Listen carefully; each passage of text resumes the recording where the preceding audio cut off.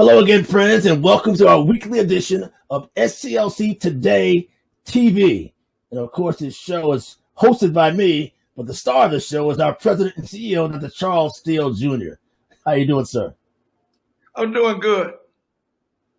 Speaking of a star issue, in Texas, voting rights, Texas Republicans are again looking at voting restrictions.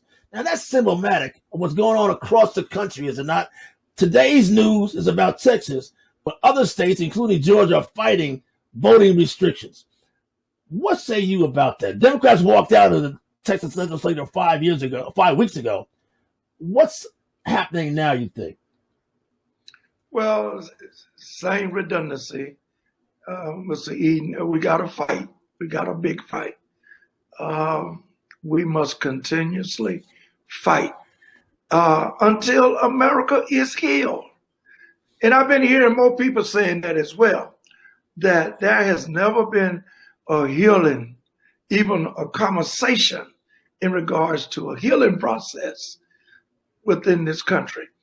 The transatlantic African slave trade, when you bring about that type of endangerment to a society that's going to impact the whole world, and you think you can just walk away like nothing has ever happened? Let me give you an example. Why, and ask you a question. I'm going to ask you a question this time, Mr. Eden, rather than you asking me. Here we go. Why do you think we have marriage counselors? Huh? Why do you think we have grief counselors? Why do you think we have counselors at all? And it's rhetorical. I answered for you. Because people need to be healed. It brings them together. Many of marriages, many of institutions have been saved because people What's going to heal voting, though, in many of these states? Marriage counselors didn't help me much. My first three marriages. But what's going to happen? I didn't mean for you to expose your entire lifetime history of marriage. I failed a few times. I finally got it right. I think you got it right. You have a lovely wife. It starts with baby steps. And the first step that you must realize is to recognize that we have a problem.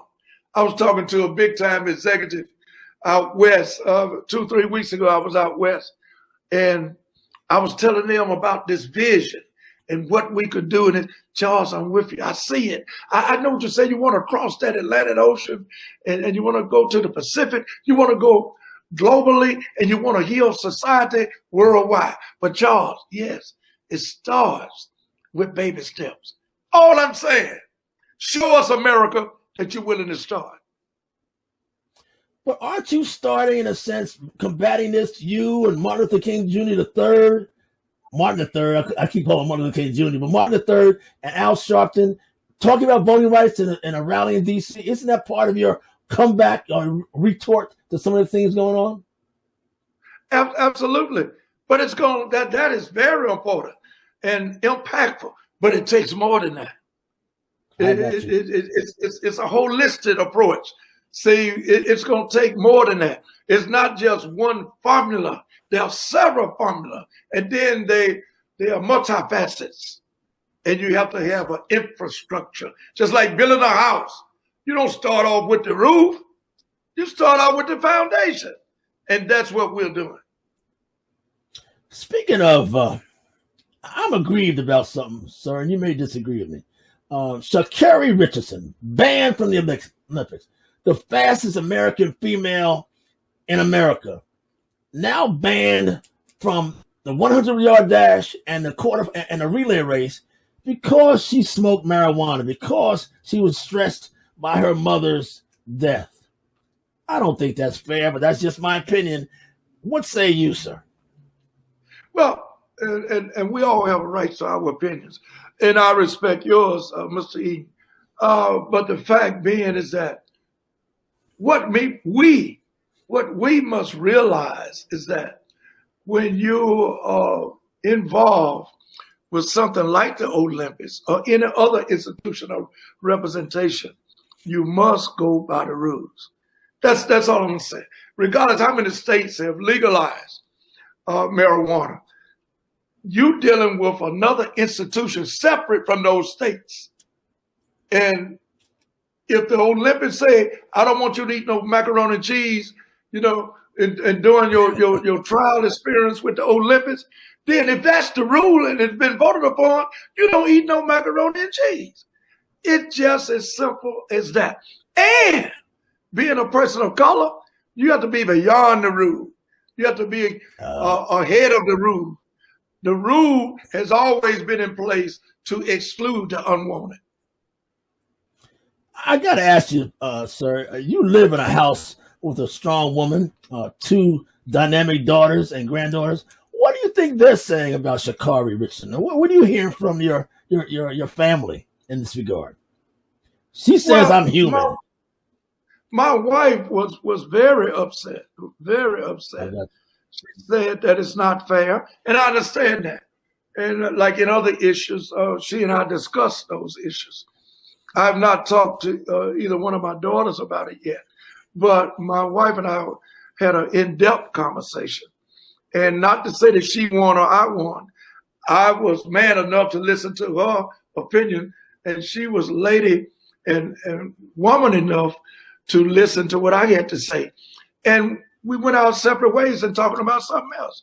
All I'm saying, when it's documented, I hate to go to this, but regardless how you feel about the incident with Mr. Cosby, who's a friend to a lot of us, okay? Then let's just deal with that. And as you know, I already made my point on that.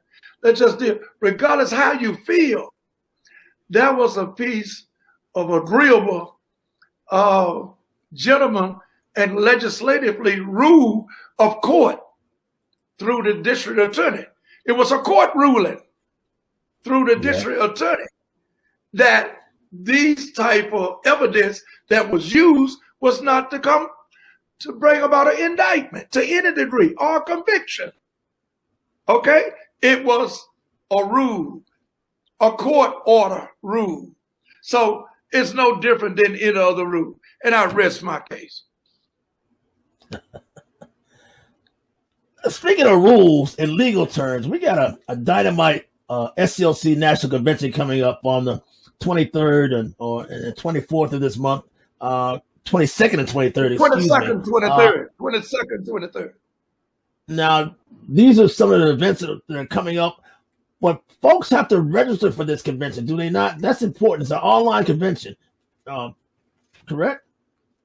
Absolutely. Yeah, they can go to our website, nationalsclc.org, and they can register free of charge. But we have some outstanding people. Bishop Bowman is going to be there. You know, he's the pastor of Hillside Church. Well, our good friend, Dr. Barbara King, has made her transition. And Bishop Bowman is the pastor there, and a very good friend like Dr. King was to SCLC. And we have so many outstanding people that's going to be recognized. My good homeboy and friend, Mr. Philip Coleman, going to get the SCLC George Curry Award. My Lord, my Lord. Philip Coleman and George Curry from Tuscaloosa. Yeah, but my friend, to me, one of the greatest interviews. Yeah, but Reverend Albert Love, resting in peace, was a great guy. But also now, the women's luncheon is always one of the highlights, if not the highlight of the affair, because your wife knows how to put on a show. And the showstopper from that day is going to be the esteemed attorney, the head of the National Bar Association, Ms. C.K. Hoffler. She spoke in front of our doors on December 9th last year. Let's hear what she had to say. At a voter rally. Yes, yes. It's a pleasure for me to be the president of the National Bar Association. Yes. I represent the interests of over 66,000 lawyers, judges, law students, law professors in this country. All right. It's an honor for me to be chair of the board of Rainbow Push Coalition. Yes. I'm speaking on behalf of Reverend Jesse Jackson. Yes. It's an honor. But I want you all to know, ladies and gentlemen, that tomorrow I'm a trial lawyer. All right. You see, I know someone who's never lost a case. I know someone who goes into battles and fights to represent over 197,000 Georgians that have been stripped, purged, oppressed from their right to vote. And that's what the battle is tomorrow. That's what we're doing. So I just wanted to say briefly to all of you assembled here today, we thank you for being here. For those who are in the fields, in the movement, marching every day, knocking on doors. During COVID, we say thank you. To Barbara Arnwine, the mother of election protection, that nonpartisan movement that we are all involved in, I say thank you. To those of you in the ministry, in the church, and to Charles Steele Jr. from SCLC, the only SCLC. We thank you. We thank you for opening up your home. It don't get much better than that, Dr. Steele. Look at you. I like that smile on your face. No, it doesn't. Some kind of an attorney in terms of C.K. Hoffler. She is outstanding, top, and president of the National Bar Association. I mean, and a friend of ours. So these are the type of people that we're going to recognize and present in terms of our convention. But I want to say how much then and now she recognized you in SCLC too. Well, I'm thankful for that.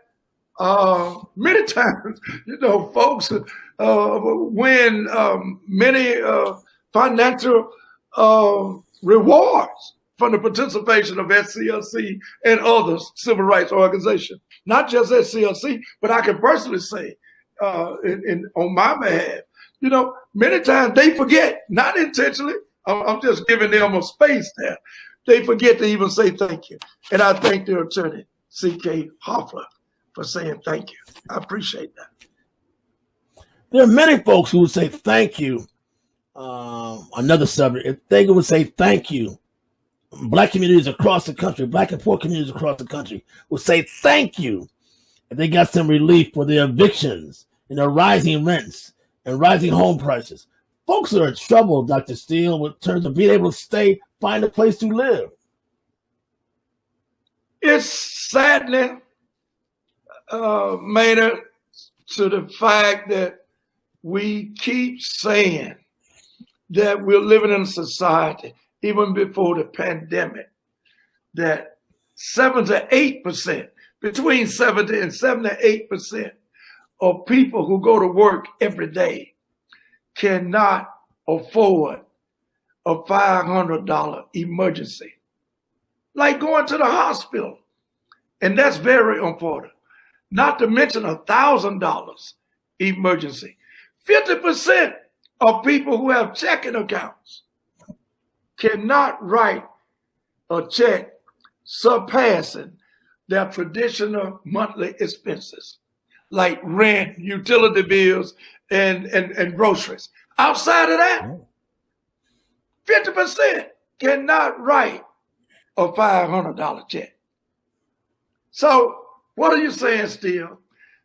I'm saying this country has a history of not sharing in the profit. Is this going to be an upcoming issue the rest of this year? Is this on your plate along the myriad of other issues you have? Everything dealing with poor people is on the plate. Somebody say, were you accountable in terms of going to Arizona, going to Chicago, going to even Brazil a year ago? Were you accountable in Steele? Just why did you go? I'm glad you asked. Representing both folks. It's global. It's a global concern. And America is supposed to lead the way. People looking to us in terms of the imagery. It's time out for talk. And for any leader to get up and just continuously to say that America is not racist, I don't know where they've been living in the last, not 100 years, 50 years, 10 years, in the last year. Just the last year, not to even talk about the transatlantic African slave trade, which African Americans have been treated as subhuman for over 400 years, regardless of your success or your academic climb of successfulness, as well as economic or in the ministry of institutional religion, all aspects and venues in society. If you're a person of color, you're looked upon discriminatorily. Ladies and gentlemen, our president, Dr. Charles Steele, is looked upon heroically sometimes and certainly respectfully. Dr. Steele, thank you for joining us again for another edition of SCLC Today TV. And join us, folks, July 22nd and 23rd for our national convention.